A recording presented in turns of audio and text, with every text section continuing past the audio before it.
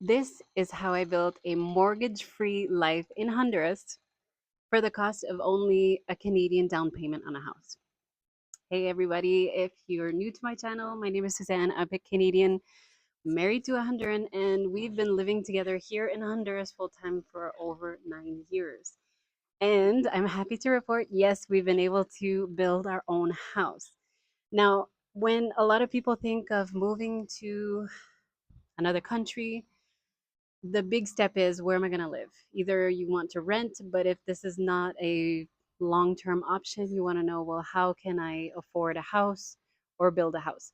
Now, I know that for a lot of people looking for building or buying a house in Honduras, you're going to see a lot of realtors videos showing you, okay, well, we have this, we have that. But most times they're going to be in very high cost areas. So you have to make sure you actually have the funds to do this. In my case, no funds. I came to Honduras with very little. I just had my suitcases, the things that I had back home, and very little in my bank account. So we really had to make sure this was within our budget and something that would work on the long term without having to use the very high interest rates of banks and mortgages here. So I just want to share with you a little bit of the story of how we managed to do this. Thankfully, we live away from the high tourist areas. We live away from the big cities, so you can still get land. We have a small piece of land, so it's not huge, but you can still get quite a lot for your money here in Honduras. So you can still find budget friendly land if you're looking to build. I would say building is the best option if you're willing to put a little bit of elbow grease. I'll explain why in just a little bit. Because contracting people is not always the best option. Let me explain. We did start off our project of building the house by ourselves, but then saw, well, with work and responsibilities, it's really difficult to keep up with the work. So we decided to hire a team. But since both David and I, we had our other jobs, we were living elsewhere, we weren't here to always kind of check on things, see how things are going. And we found that the progress was really, really slow. These people are generally going to be paid per day.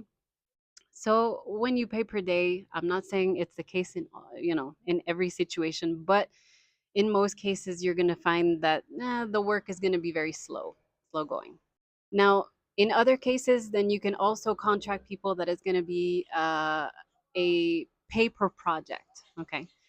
Now, I will just say, in a lot of cases in Honduras, you can pay per project. However, most times they're going to come back to you toward the end and say, well, look, we didn't have enough to do this. We need more money to do this aspect, to do that aspect. So there's going to be a lot of extra costs to that original kind of payment agreement.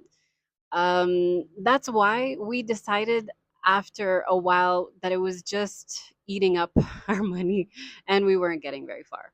So what we decided to do is really to change how we were going to do things. We were going to do little by little. Let's just say, okay, well, we have so much money, we're going to buy this amount of materials, and then we're going to do the work ourselves. We did hire helpers, but we were hands in.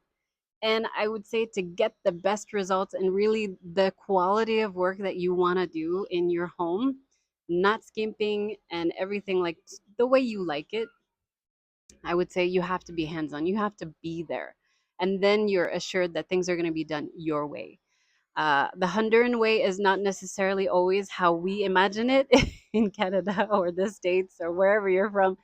The protocol for building is different here. So that's why it's always good to be very alert or aware of this, to be implicated in the system. We did have a few challenges. Obviously, it's it's a little hard when you're trying to save money and you're building. Okay. I'll just explain why I say this. Because it's such a pleasure to work on your own house. However, after a while, then we were trying to pay rent and also build the house, which was difficult financially. So we decided after we had enough done to at least have, let's say, our bedroom more or less done, we decided to move in, even if the rest of the floors were just dirt or cement, rough cement, and everything else was not done. We didn't have windows yet, we didn't have anything. We just decided to move in and then have more of the funds to be able to continue working on it. So it's a rough period, but I would say that if you're someone that needs to be on a budget to make this happen, to make your dream home happen, it's so worth it. You come towards the end of it like you have more of an emotional attachment, I would say, to your home. It's exactly the way you like it. I know I designed this house more towards like my Canadian tastes and a little bit of Honduran flair in it. And I'm in love with my house. I love everything about it. Sure, there's things that I would probably change after living in it, yeah, for so long. But in general, it's just, you feel like you have your home. You with your own hands were able to make it happen within your budget. So you have in the end the result of financial freedom that to me personally, especially, with David, it would just never be an option in Canada.